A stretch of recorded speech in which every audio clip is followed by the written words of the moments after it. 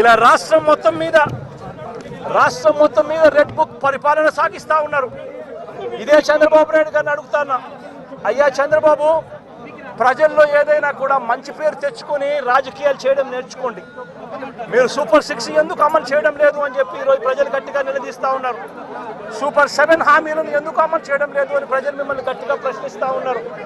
ఇలాంటి ప్రశ్నించే సమయంలో ప్రజల గొంతు వినపడకూడదు అని చెప్పి రాష్ట్ర వ్యాప్తంగా రెడ్ బుక్ పాలన మీరు సాగిస్తూ వైఎస్ఆర్సీపీకి సంబంధించిన వాళ్ళు లేదా మీ సూపర్ 6ను మీ సూపర్ 7ను ఎందుకు అమలు చేయడం లేదు అని చెప్పి అడుగుతా ఉన్న ప్రజలను మీరు దయా దాక్షిణ్యం లేకుండా ఈ రకంగా ప్రతి చోట కూడా పోలీసులను ఉపయోగించుకుంటూ ఎమ్మెల్యేలందరినీ కూడా హింసను ప్రోత్సహించండి అని చెప్పి వాళ్ళందరినీ కూడా ఉసగొలుపుతూ రాష్ట్ర వ్యాప్తంగా కూడా మీరు చేస్తూ ఉన్న ఈ దౌర్జన్య కాండ త్వరలోనే ప్రజలు చూస్తూ ఉన్నారు, దేవుడు చూస్తూ ఉన్నాడు.